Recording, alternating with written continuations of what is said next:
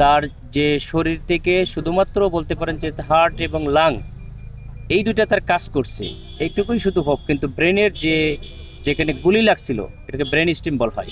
এই ব্রেন স্ট্রিমে তার যে ক্ষরণ এবং রক্তক্ষরণ এবং এখন যে অক্সিজেন সাপ্লাই যেটাকে বলা হয়, ব্রেনের যে ড্যামেজ, এই ড্যামেজটা অপরিবর্তিত আছে। আমরা আমরা মানে আল্লাহ চাইলে তো সব কিছুই সম্ভব, মানে সার্ভে করার ইচ্ছাই তো আমরা দোয়া করছি এবং সর্বোচ্চ ট্রিটমেন্টের জন্য চেষ্টা করছি, কিন্তু ডাক্তারদের মতামত অনুযায়ী সেটার সম্ভাবনাটা খুবই ক্ষীণ। অন্তত দুঃখ ভারাক্রান্তভাবে বলতে হচ্ছে যে হাদির আসলে আমরা এখন বিদেশে যে সিঙ্গাপুরে নিয়ে গেল, সিঙ্গাপুর জেনারেল হাসপাতালে, তো তার পালস এবং প্রেশার যেটা এটা পালস বিপি এগুলো ঠিক আছে, কিন্তু কার্যত ব্রেনের যে ড্যামেজ সেটা অনেক বেশি। তো আমরা তার সুস্থতার জন্য আল্লাহর কাছে দোয়া করছি আর কি। তবে খুব ভালো পজিশনে আমরা দেখছি না আর কি তার যে বর্তমান অবস্থা। তো উন্নত চিকিৎসার জন্য বাইরে নিয়ে যাওয়া হলো। আমরা আল্লাহর কাছে সবাই মিলে দোয়া করি তার জন্য আর কি, আল্লাহ যেন তাকে সুস্থভাবে আবার তাকে আমাদের ময়দানে জুলাই যোদ্ধাদের আমাদের সবার সঙ্গে তাকে আবার মিলিত হওয়ার তৌফিক দেয় আর কি। ডক্টররা বলছিল তার অবস্থা অপরিবর্তিত এবং তার ক্রিটিক্যাল সিচুয়েশনে তার অবস্থার অপরিবর্তিত, ভালো হওয়ার সম্ভাবনা কম তারা বলছে, কিন্তু 1% আশা থাকলেও তো আমরা অবশ্যই আশা করবো আর কি। সেই আশায় পরিবারের সঙ্গে আলোচনা করে আমরা সবাই মিলে ডিসিশন নিয়েছি যে তাকে আমরা বাইরে নেব, এবং পরবর্তীতে সরকারও এগিয়ে আসছে আমাদের এই ডিসিশনের পরে। আমরা শুরু থেকেই আমি ছিলাম আর কি, আমাদের আমির জামাত যিনি উনিও ছিল, তো আমরা সমন্বয় করেছি, চেষ্টা করেছি যতদূর তার চিকিৎসা সেবা কীভাবে যেন প্রপারলি হয়। এবং গতকালকেই নেওয়ার প্ল্যান ছিল, তো গতকালকে তখন এটা সম্ভবপর হয়নি। আজকে এখন যাচ্ছে, আমরা আশা করি যে সে সুস্থ হয়েই আমাদের মাঝে ফিরে আসুক, এটা আপনার জাতির কাছে আমরা দোয়া করি আর কি। আচ্ছা, কে কে গেছেন হাদির সঙ্গে? সফর সঙ্গী হিসেবে শুধুমাত্র ওর যে ভাই আছে ওমর বিন সাদি, সে যাচ্ছে, আর একজন ওর ফ্রেন্ড আর কি যাচ্ছে ইনকলাব বাউন্সের থেকে।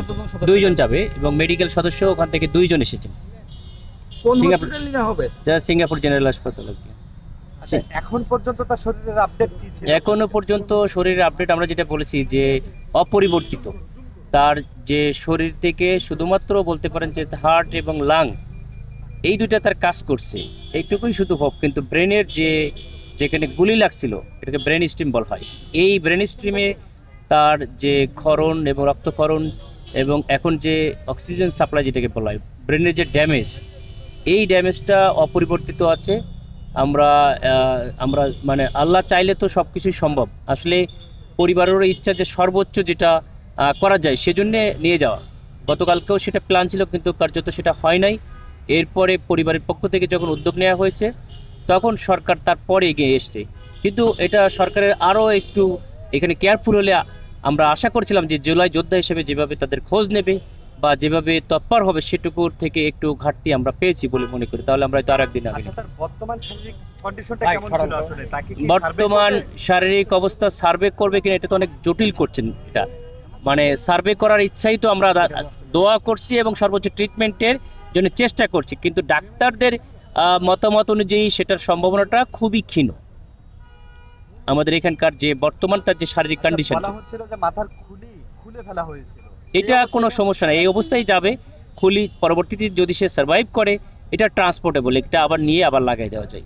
ব্রেনের একটা খুলিকে বের করে দেওয়া হচ্ছে, যে ব্রেনের ভিতরে যে চাপ সৃষ্টি হচ্ছে এই চাপটা যখন একটু ওপেন করে দেয় তখন স্পেসটা বেশি পাচ্ছে। আর গতকালকে সিটি স্ক্যান করার পর তার কানের অংশ কিছু অংশ ফুলে গেছে, এটা অনেক ক্রিটিক্যাল একটা, যেমনটা ডক্টর এখানে তো অবশ্যই ক্রিটিক্যাল, যে না হলে তো বিদেশে যে যাচ্ছে সর্বোচ্চ মানে বিশ্বের মধ্যে সবচেয়ে ভালো কি করা যায়, আমাদের একজন দেশের সম্পদ, দেশের স্বাধীনতার সার্বভৌমত্বের একটা বলতে পারেন অতন্ত্র প্রহরী, যে দেশকে স্বাধীন সার্বভৌম জুলাইয়ের যে চেতনা নিয়ে দেশ স্বাধীন হয়েছে, সেই চেতনাকে ধারণ করে লালন করে এদেশের মানুষকে উজ্জীবিত করার জন্য তার যে অবদান, সেই সাহসী কণ্ঠ, তার জন্য আমাদের যেভাবে করার কথা ছিল আমরা মনে কিছুটা হলেই ব্যর্থ হলাম। একটা বিষয় সবার জানার ইচ্ছা, যদি উনি ফেরেন তাহলে আসলে স্বাভাবিক জীবনে ফিরতে পারবেন কিনা এই অবস্থায়? এটা একমাত্র উপর আল্লাহই ভালো বলতে পারবে। আমাদের মেডিকেল সায়েন্সের অনুযায়ী সেটা সম্ভাবনা তেমন নাই আর কি বলতে গেলে।